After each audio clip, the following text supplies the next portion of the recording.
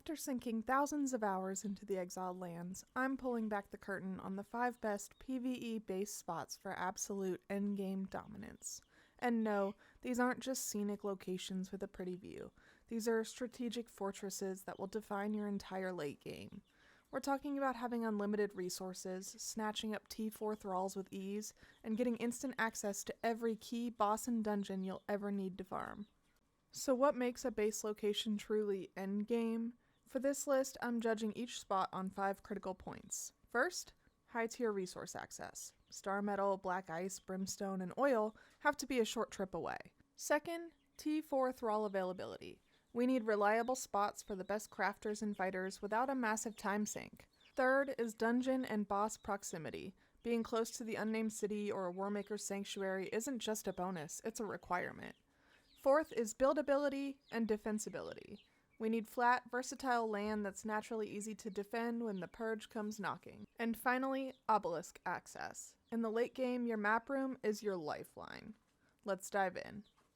Kicking off our list at number 5 is a classic, the Great Dam in Grid Square G10. For players who live and breathe defensibility, this spot is a masterpiece of natural fortification. The dam itself creates the perfect bottleneck. You can build on the plateaus overlooking the water, forcing any purge to attack from 1 or 2 predictable narrow paths. This makes setting up kill zones with archers and defensive structures brutally efficient. The resource situation here is solid, especially for such a central location. The highlands are just a quick run away, offering up tons of iron, stone, and wood.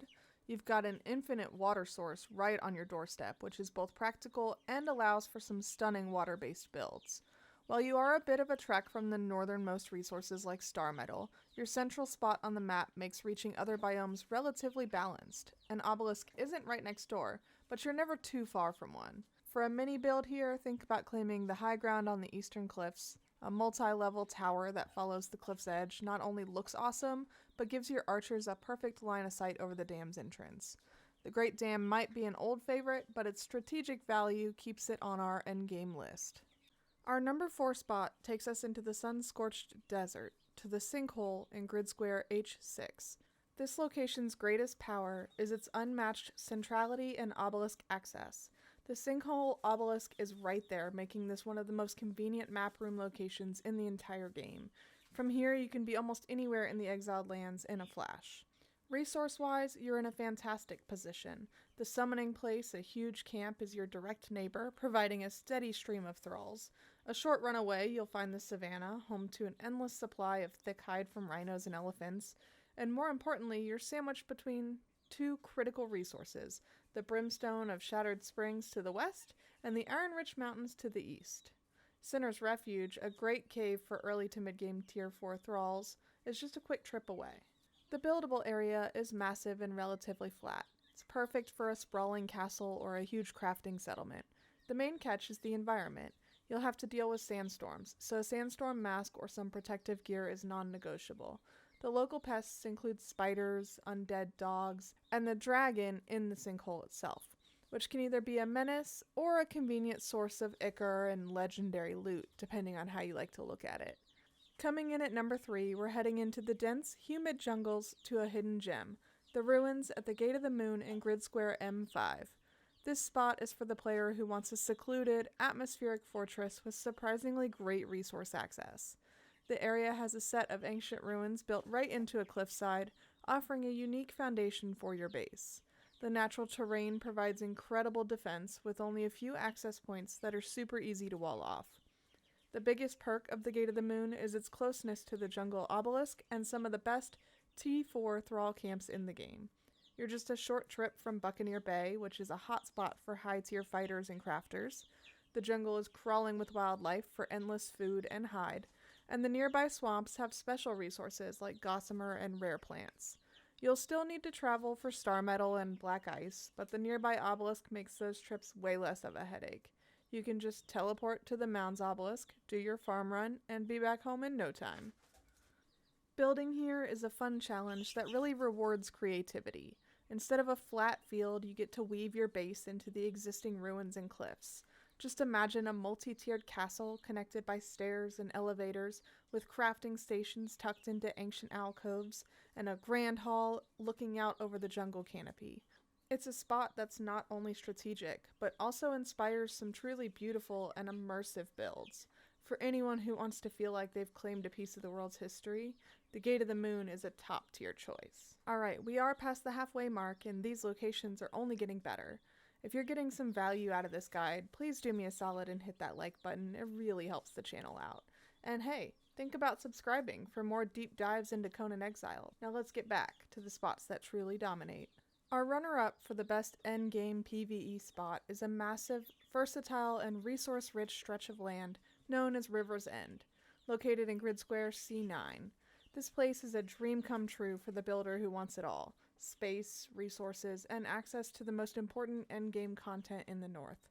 Sitting on the river that splits the tundra from the highlands, you're perfectly positioned between New Azagarth and the Mounds of the Dead. Let's talk logistics. Resources? You're sitting on a gold mine. The mountains around you are packed with iron and coal. Star metal showers hit the plains north of you and across the frozen slopes all the time. Black ice is a short hop into the frozen north. You need brimstone? Shattered Springs is a manageable ride south. And thralls? You've got two of the best spots right next door. New Azagarth gives you a huge variety of reliable tier 4 crafters and fighters, and the Mounds of the Dead is home to the legendary Sumerian berserkers. This makes farming the best combat thralls in the game an absolute breeze. The buildable space at River's End is just immense. You can pick the vast, flat plains for a truly colossal castle, or build up against the water for a more aesthetic, defensible design.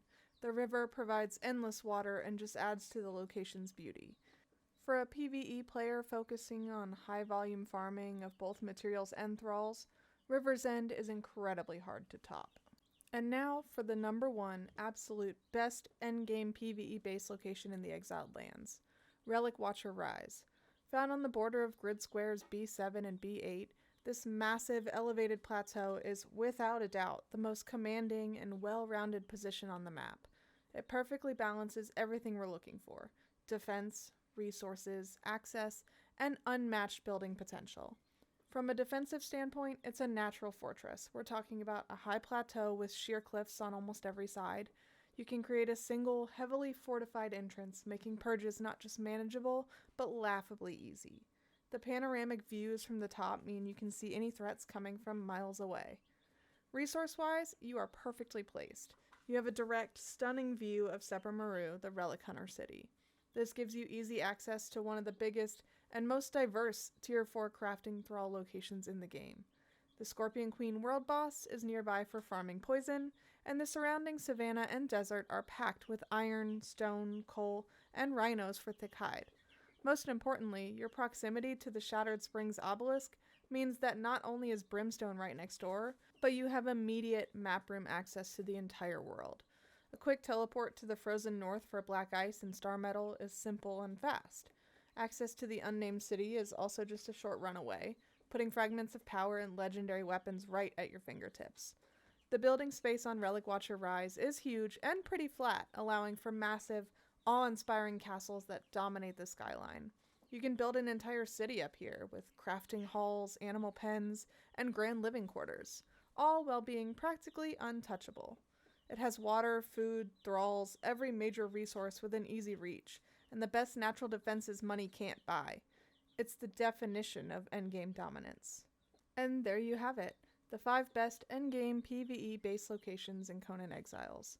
From the defensible Great Dam to the supreme power of Relic Watcher Rise, each of these spots offers a unique path to total late-game mastery.